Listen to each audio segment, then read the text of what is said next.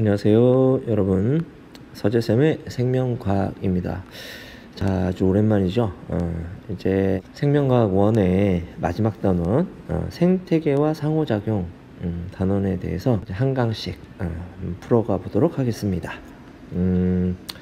여기는 2개의 중단원으로 되어 있어요. 생태계의 구성과 기능 하고요, 그 다음에 생태계의 다양성과 보전. 이렇게 아마 1학년 때 통합과학 시간에 어느 정도 했던 것들이고, 그거에 이것저것 좀 추가되어 있는 내용들이다, 이렇게 보면 되고, 수능이나 이런 시험에는 그렇게 어렵게 나오는 부분이 아니기 때문에 거의 대부분 정답률이 50% 이상, 70%, 80%까지 가는 그런 문제들로 구성되어 있다, 이렇게 보면 되겠습니다. 자, 첫 번째 중단원인 생태계의 구성과 기능은 먼저 생물과 환경의 상호작용, 생태계가 뭐냐 라고 하는 거, 그 다음에 두 번째는 개체군, 세 번째 군지, 그리고 물질순환, 에너지 흐름. 자, 이렇게 구성되어 있습니다. 오늘은 첫 번째 시간으로 생태계의 구성 파트만 한번 알아보도록 하겠습니다.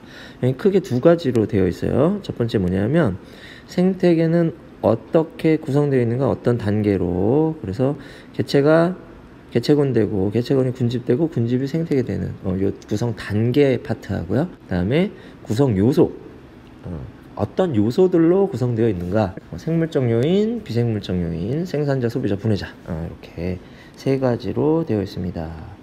자, 이번에는 선생님이 칠판을 하나 준비했는데 칠판에다가 한번 써가면서 한번 우리 이야기를 해보도록 하죠. 첫 번째, 생태계의 구성 단계. 항상 이런 거 하면 기본 단위부터 나오지, 그렇죠? 생태계의 구성 단계의 기본 단위는 개체다, 개체. 개체가 뭔지 알아야 되는데, 이걸 글자로 좀 나눠서 한번 생각해 볼게요. 개라는 글자는 낱개 또는 한개, 이런 의미가 있어. 그 다음에 여기서 체라고 하는 말은 뭘 의미하는 거야? 그러면 물체 이런 것도 되겠지만, 여기 생명과학에서는 생명체를 의미합니다. 그러니까 한 개의 생명체, 그러니까 한 마리의 생명체를 의미하는 거죠. 그렇죠? 그래서 독립적인 하나의 생명체, 이것을 우리는 개체라고 얘기한다. 그럼 이 개체들이 모이면 뭐가 되겠어? 그렇죠? 개체들의 집단인 개체군이 됩니다. 그렇죠? 이 개체군이라는 것을 이루기 위한 조건이 있어. 그냥 생물들이 모여있기만 하다고 해서 개체군인 것이 아니라, 첫 번째는 지역 범위가 있습니다. 그래서 일정 지역에, 두 번째는 같은 종의, 세 번째는 서로 뭔가 영향을 주고 받으며, 그렇죠? 번식도 하고, 그렇죠? 싸우기도 하고, 이런 거 해야 되겠죠. 이런 것들을 다 우리가 묶어가지고 상호작용이라고 하는데, 그래서 일정 지역에 같은 종으로 구성된 상호작용하는 개체들의 모임, 이것을 우리가 개체군이라고 얘기합니다. 그래서 한국에 있는 돼지하고 미국에 있는 돼지하고, 얘네들은 일단 지역적으로 너무 멀기 때문에 상호작용이 안 됩니다. 그래서 얘네들은 같은 종이긴 하지만 같은 개체군이라고 보기는 어렵다, 이렇게 보고. 그러면 일정 지역을 어디서부터 어디까지로 할 것이냐, 요거는 정하는 사람 마음이겠죠. 연구하는 사람이 어디를 주목하고 있느냐에 따라서 개체군의 범위는 달라질 수 있다, 이 정도 생각하면 되겠습니다. 다음, 이 개체군들이 모여서 뭐가 돼? 군집이 돼. 그러니까 개체군은 한 종, 같은 종끼리의 집단을 의미하는 거고, 그러면 한 지역 내에 한 종만 있는 건 아니겠죠. 여러 종이 있겠지. 그러면 그 지역 내에 여러 개체군들이 존재한다는 거지. 그렇죠? 그래서 요거 역시 일정 지역이어야 합니다. 일정 지역 내에 여러 종의 개체군들, 그렇죠? 여러 종의 개체군들의 모임. 그럼 이 군집에 있는 이 개체군끼리도 역시 뭐 할 것이다? 그렇죠? 상호작용을 하겠지. 경쟁도 하고, 먹히기도 하고, 그럴 거야. 그래서 그걸 우리가 군집이라고 얘기한다. 그러면 이 군집이 이제 뭐가 돼? 더 높은 단계로 가면 생태계가 되는데, 그렇죠? 이 생태계는 역시 일정 지역이라는 조건은 똑같고요. 일정 지역이라는 조건은 똑같고, 다음에 군집에 생물이 아닌 것들, 우리가 이런 것들을 다 뭐라 불러? 환경이라고 이렇게 부르죠. 자, 환경. 역시 뭐가 있어야 된다? 상호작용이 있어야 된다. 이렇게요. 이게 생태계를 구성하는 구성 단계입니다. 그래서 시험 문제에서 뭐 개체군이다, 군집이다. 그래서 개체군에 대해 물어보기도 하고 군집에 대해서 물어보기도 하는데, 이 개체군에 대한 질문과 군집에 대한 질문, 뭐에 관한 질문인지를 여러분이 구분해야지 문제들이 어렵지는 않지만 헷갈릴 수 있단 말이지. 그래서 이거를 좀 잘 구분해 주기를 바란다. 이렇게 얘기할 수 있고, 그 다음에 여기 보면은 상호작용이라는 말이 3번 들어가잖아요. 그렇지? 상호작용. 요건 그럼 뭘까? 개체군 내 상호작용이 되는 겁니다. 그럼 뭐야? 같은 종끼리 막 싸우기도 하고, 그러죠? 경쟁도 하고, 이런 거야. 이런 거를 개체군끼리. 어떤 개체군은 뭐 하나가 리더가 돼가지고 무리를 이끌기도 하고, 어떤 개체군은 뭐 사회생활을 하기도 하고 이런단 말이죠. 그 다음에 요 2번째 군집의 상호작용은 개체군에 있는 같은 종끼리가 아니라 군집 내에 있는 개체군과 개체군 사이에서 일어나는 상호작용입니다.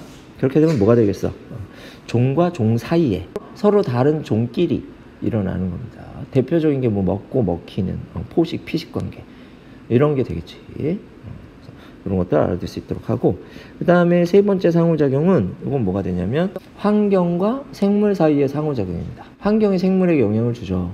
그리고 생물도 생물의 활동이 환경을 변화시키기도 합니다. 이런 것들을 생태계에서의 상호작용이다, 이렇게 이야기할 수 있습니다. 요 3가지 상호작용은 당연히 시험 문제의 주제가 되고 뒤에 자세히 다루니까 그러니까 좀 잘 알아둘 수 있도록 할게요. 자, 2번째로 갈게. 2번째는 생태계의 구성 요소예요. 일단 크게 둘로 나눠 볼게요. 하나는 뭐냐면 생물, 생물적 요인이고, 또 하나는 비생물, 비생물적 요인. 이렇게 나눌 수 있는데, 생물적 요인은 당연히 그 생태계 내에 들어있는 모든 생물을 의미하겠죠.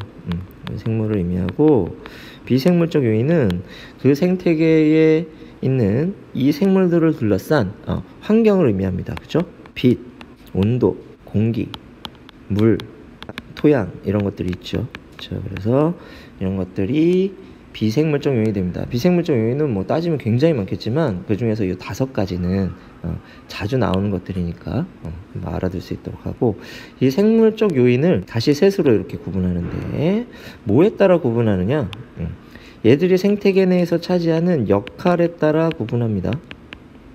그래서 역할에 따라서 크게 3가지, 생산자, 소비자, 분해자, 이렇게 셋으로 구분해요.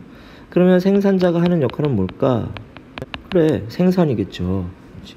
근데 여기서 중요한 거는 생산을 한다가 중요한 게 아니라 뭘 생산하느냐가 중요해. 목적어가 빠져있단 말이야. 생물들이 살아가는 데 있어서 가장 중요한 게 바로 뭐냐면 유기물이에요. 유기물은 왜 중요하냐? 이거 고분자 탄수화물이라고 생물의 중심이 되는 원소, 생명활동의 중심이 되는 원소 탄소라는 거 여러분들 1학년 때 아마 배웠을 겁니다. 그렇죠? 이 탄수화물을 생물이 뭐에 이용하느냐? 첫 번째는 이 탄수화물이 에너지원으로 이용이 되죠. 괜찮아. 얘네들을 뭐해? 호흡에 이용해서 ATP를 만들어 갖고 에너지원으로 사용하고, 2번째는 동물이든 식물이든 모든 생물의 몸은 유기물로 구성되어 있어요. 그렇지? 그래서 몸을 뭐 한다? 구성한단 말이죠. 3번째는 뭘까? 이런 유기화합물들이 전부 다 우리 생체 내에서 있는 생명활동을 뭐해? 조절하는 물질이 됩니다. 그렇죠? 그래서 에너지원이 되고 몸을 구성하고 그 다음에 조절합니다. 특별히 생물들에게 필요한 이런 유기물들을 우리가 뭐라고도 부른다? 영양소라고도 부르죠. 그렇지? 무기염류나 물을 빼고는 전부 다 탄수화물, 단백질, 그 다음에 지질, 비타민, 이런 것들이 전부 유기물에 해당한단 말이죠. 그럼 이 유기물이 중요하니까 이 유기물에 대한 역할이 뭐냐에 의해서 생산자, 소비자, 분해자로 구분한단 말이야. 그러니까 생산자는 유기물을 생산하는 거지. 그렇지? 그러면 뭘 가지고? 무기물을 가지고 뭘 만들어내? 유기물을 만들어내는 거지. 대부분의 생물들이 광합성이라는 방법을 이용하는데 물론 예외도 있기는 해요. 이렇게 광합성을 이용해서 유기물을 만들어냅니다. 그래서 영양소를 스스로 만들어내잖아. 어디 딴 데서 구하는 게 아니라 자기가 직접 영양소를 만들어낼 수 있는 능력이 있다고. 그래서 이런 아이들 우리가 뭐라 부르냐면 독립영양생물이라고 불러요. 그 다음에 어떤 애들이 있냐? 주변에서 가장 흔하게 볼 수 있는 독립영양생물이 식물인데, 물속에 보면 미역, 다시마 같은 애들 있잖아. 그런 애들을 우리가 뭐라 불러? 조류라고 부르죠. 미역, 다시마처럼 다세포 조류도 있지만 우리가 식물성 플랑크톤이라고 하는 그런 단세포 조류들도 굉장히 많다고. 얘네들이 다 광합성을 해. 그래가지고 생태계 내에 필요한 이런 유기물들을 공급해주는 역할을 한다는 거죠. 이게 바로 생산자가 하는 일입니다. 그 다음, 그럼 소비자는 뭐냐? 소비자는 생산 능력이 없어요. 그렇죠? 그래서 생산자가 만들어 놓은 유기물을 뭐해? 섭취해서 살아간다. 그렇죠? 그렇기 때문에 얘네들은 스스로 생존이 불가능하죠. 그래서 종속 영양생물 이렇게 부릅니다. 그럼 그 예로 뭐가 있을까요? 그랬으면 모든 동물들이 여기에 속합니다. 그리고 원생생물, 이제 생투 가면 다를 텐데 원생생물들 중에서도 이런 종속 영양생물에 속한 애들이 있어. 그런 애들도 우리가 소비자로 집어넣기도 하죠. 하지만 생원단계에서는 대부분의 동물들이 대부분이 아니죠. 모든 동물들이 다 소비자에 속한다. 이렇게 알아두면 되겠습니다. 마지막으로 분해자. 분해자는 역시 목적어가 뭐야? 유기물을 으리잖아. 그렇죠? 그래서 유기물을 분해해서 다시 어디로? 무기물로 되돌려주는 아이들. 이런 아이들을 분해자라고 이렇게 얘기합니다. 이때 이 유기물은 어디에 있는 유기물이냐? 사체나 아니면 배설물에 들어있는 유기물들이야. 이 분해자들이 이 분해 과정을 해주지 않으면 지구상에 유기물들은 점점 늘어나고 무기물들은 점점 줄어들겠죠. 그렇지? 옛날에 죽었던 동물이나 사람의 시체도 썩지 않고 그대로 남아있겠죠. 결국 물질이 순환되지 않는단 말이지. 그럼 생태계가 유지가 될 수가 없어요. 그래서 이 분해자가 굉장히 중요한 위치를 차지하고 있다라고 이야기할 수 있고, 어떤 아이들을 우리가 분해자로 치냐? 이 세균들이 분해작용을 하죠. 그 다음에 곰팡이나 버섯, 이런 아이들을 우리가 분해자에다가 집어넣을 수 있습니다. 여기서 한 가지 착각하지 않아야 되는 거를 선생님이 얘기를 좀 해볼게요. 첫 번째 뭐냐면, 생산자는 그럼 생산만 하냐? 라는 거지. 이게 광합성이잖아. 근데 얘 뭣도 해. 호흡도 하지. 그러면 자기가 만들어낸 유기물을 뭐해서 호흡에 이용해서, 그래서 다시 뭘로 만들어? 무기물로 바꾸기도 한단 말이야. 그래서 생산자는 생산만 하는 게 아니라 분해도 한다고. 그치? 하지만 얘를 생산자라고 부르는 이유는 생태계 내에서 생산이라는 것을 할 수 있는 애는 얘밖에 없기 때문에 그런 거겠죠.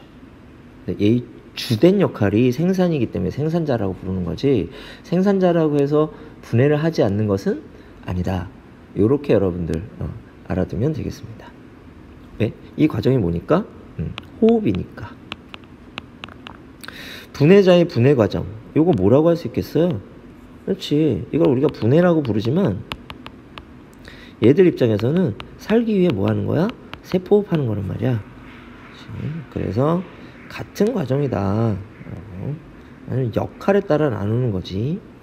생산자가 생산만 하는 것은 아니다. 소비자도 뭐해?